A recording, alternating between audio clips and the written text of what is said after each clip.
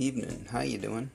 I'm Yalik, and I have a bit of a rant to get off my chest, but it's a rant in the positive sense, sort of, which makes no sense at all, and I guess I will try to explain that as I go. You know what?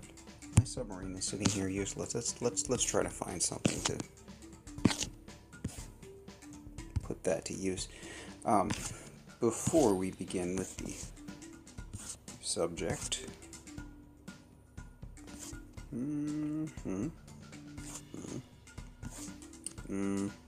Tomorrow is Monday. I will need gold for hammerman attacks. But then again, on this account, I don't need much. Because I'm only counting on 2 or 3 stages, plus... yeah, that should be fine. It doesn't leave us with much gold, but we can always go get what we need. Okay, that done. So, like I said, bit of a rant. So, this is weird, but the rant is why, in my opinion, Boom Beach is the best game I have ever played. I've been thinking about doing a video, something like this, for some time. It's a video where very little is going to happen, so I'm on my smallest of accounts here, and I will show my operation hit from earlier, which was halfway respectable. High five as a base. I have been working on a bit. I have some ideas. Someday I'm going to pull off the ninja hack on high five while walking troops, and the day that I do that is going to be a very good day, and take down the core afterwards. That's going to be a very good day. It's going to be a lot of fun. This wasn't exactly the layout for that, but you know, this hit ended up being halfway decent and did take the base down, so you know what, we'll show that. But that is strictly for something to be playing on the screen. Meanwhile, Boom Beach, the best game I have ever played. 2 reasons for that. First of all, Boom Beach is a strategy game, right? So what that means is, for example, I've got Zookas here. Zookas against this cannon or this sniper tower are terrific because these things only shoot one thing at a time, and if you know that, and Zookas travel in large numbers and do massive amounts of damage, so you know that Zookas against those towers are very powerful, and so these things are really no danger to your Zookas. On the other hand, this flamethrower can kill nearly all of your Zookas in about 3 seconds flat. Same with machine guns, same with these shock launchers, and so on. On the other hand, again, if you have, like, grenadiers, if you had grenadiers right here, and you wanted to drop them right here down on the shore, they would be very powerful against these cannons, which do not range them. If there were a bunch of machine guns, grenadiers would be fantastic against those.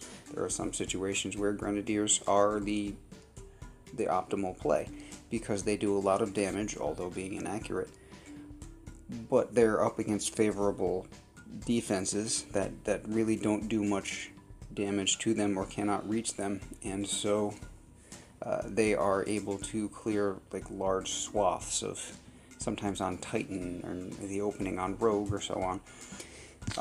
And you need to know these things. If you know the strategies in the game, then you know, I mean, tanks against machine guns, it's good all day long. Tanks against boom cannons, it's a bad idea, and things like that.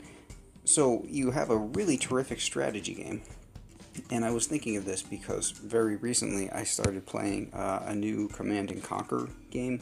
CNC Rivals just released a beta version of their game, and I played a lot of CNC back in the day. I loved that game, so I checked it out, and the strategy was there, very, very similar. If you have a unit type and you know what is good against it and what it is good against, and also what it is weak against, then you're pretty well golden. So if someone is deploying a tank against you, then you don't want to deploy something that's good against infantry. You want something that is going to be able to take out those tanks, either other tanks or something that is specifically anti-tank. if I'm making any sense at all. You follow? Right. That is here in this game. However, the thing with CNC is that their game is, I don't know, you're looking, when you play the game, when you actually match up against an opponent, whether it's the computer or whether it's an actual player, you're matched up on this this field of, it's maybe like 30 hexagons or something like that. There's absolutely no finesse to it. It is strictly, the entire game is knowing what counters what. That's it. If, you know, what is good against tanks, what is good against infantry, what is good against aircraft, and so on. That's the entire game. There is no finesse whatsoever. So if you see a tank coming at you, you deploy something that is good against the tank and get other things out of the way.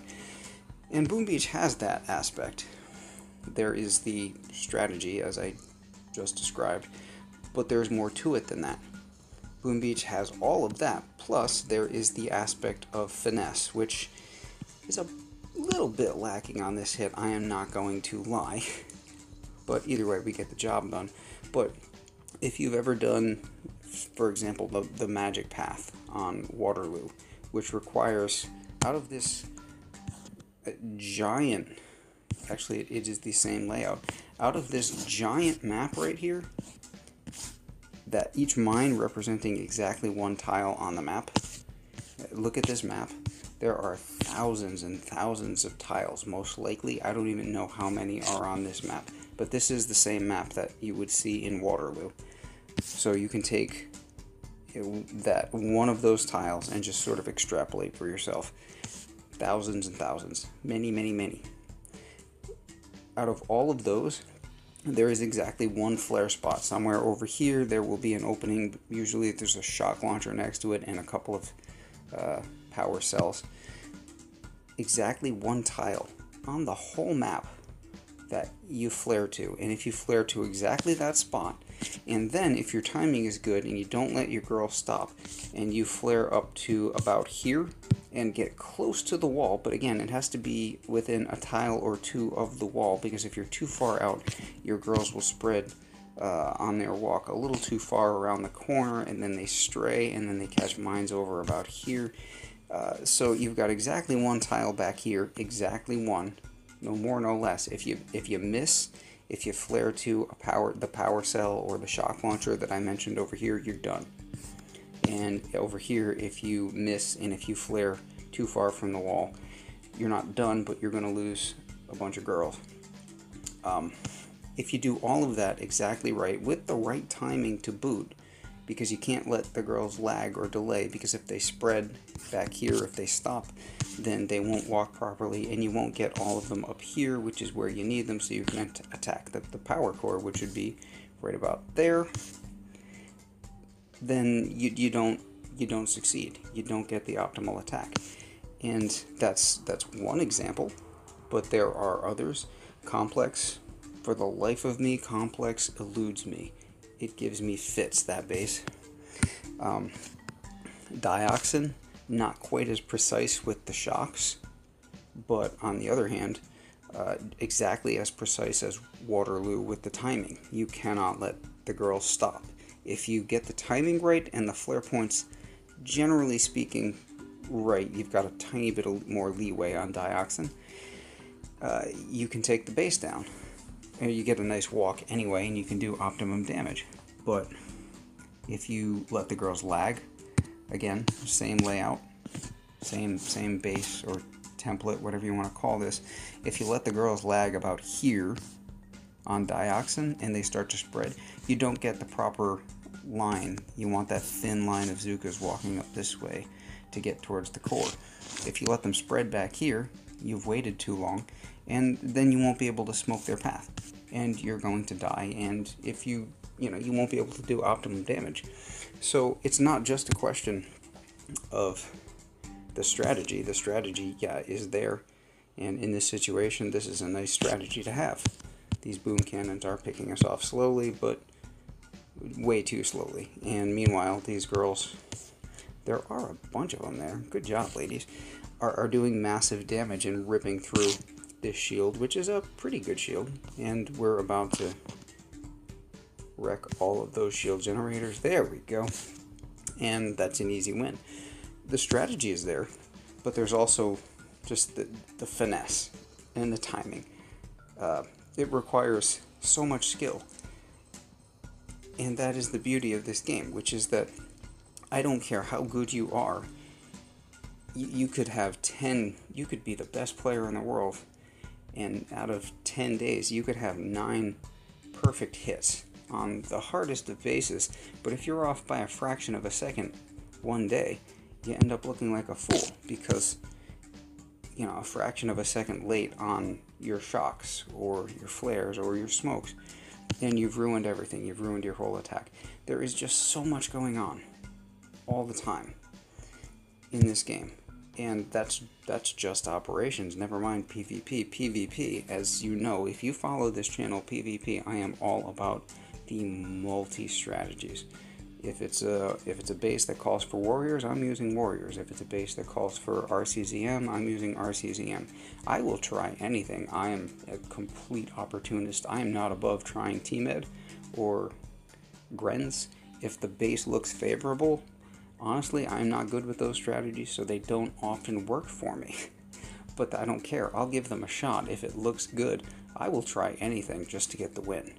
So there is so much going on in this game, and that's apart from knowing how to handle all of these different troop types. And like I recently did a video on smoking RCZM, which is really quite tricky because you're trying to smoke